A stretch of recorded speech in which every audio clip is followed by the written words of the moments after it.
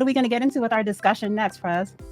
Today, I want to briefly discuss Gen Z falling deeper into debt and why you guys should be investing now in case you haven't started already, because it's very important. Instead of bringing on all of this extra debt, you should be taking some of those funds and allocating them to investing and using a high yield savings account and learning how financial literacy works.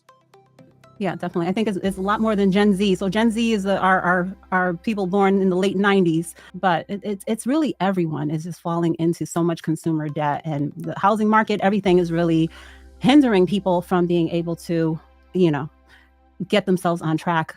It's so much harder now today. Like, I got so much to say about consumer debt. I got so much to say about Gen Z being in debt, but I want to let y'all get what y'all got to say off. But I tell you this, family, oh my goodness, debt is one of the worst things that you can have. But there's two forms of debt, right? There's consumer debt, and then there's the other one. I can't necessarily remember the name. Maybe somebody in the chat could give me a blessing and help me to remember what it is. But it's more so of the investment kind of a debt. Like, it could be, for example, real estate kind of debt. It could be a business loan, something that actually is helping you to generate more revenue, versus a credit card, which the interest rates on those things is like 29, 30%. There was someone talking to me the other day, and they're like, Kenan, I want to get a personal loan and consolidate all of my debt together. And the interest rate on that is going to be 32%. And I'm like, whoa, 32%? You're going to consolidate all your debt at the maximum interest rate you could possibly have? That's hustling backwards. We can't hustle backwards no more. You got to think about it just like this. Any debt that you have, and hold up, where my notepad at? I don't got my notepad, but I got another book. Right? Let me tell you, if your debt is higher than 10%, like I'm talking about, you got credit cards and they have 15, 16, 20%, 30%. You got to pay that off before you invest, in my personal opinion, right? Because you're going to have a hard time beating that in the market when you already are struggling with your debt. If you got any debts higher than 10%, put them on a list. The reason I'm hitting you with the notepads, because you probably don't have them on the list. You probably just know that your Citibank card, that Sears card you had from 20 years ago, you know all of those things, all this debt on them.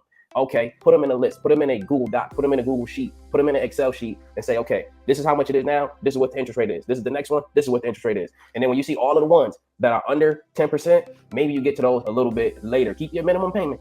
But those ones that is higher than 10%, family, you got to get that monkey off of your back. Think about investing kind of like a marathon, and you're on your way to the finish line, but you got something real heavy on your back. And it's not your book bag that's holding your mic. It's actually the weight of the debt holding you back from who you can be. I was asking everybody this on Twitter, and I was like, yo, where would you live if money wasn't an object, if money wasn't a constraint? And everybody in the chat, if you could think of where you would live if money wasn't a constraint, let me know. Where would you live? And the reason I'm asking you this is because oftentimes, if you had your debt paid off, right, including even your mortgage, let's say, but your debt was paid off, those student loans, they was paid off, and then you've been investing for years, then you can say, yo, wow, I actually could afford to live where I wanted to live. I could afford to go and live in Hawaii. I could afford to go and live down south or up north or wherever you wanted to live, because you would have some of these things that are holding you back, pushing you in the right direction. It's like, before I had to pay, let's call it $1,000 extra towards this debt. Now I got $1,000 that I could invest extra because I don't got that debt on me no more. So then we got to make sure that we doing just way more than the bare minimum, because you deserve more than the bare minimum.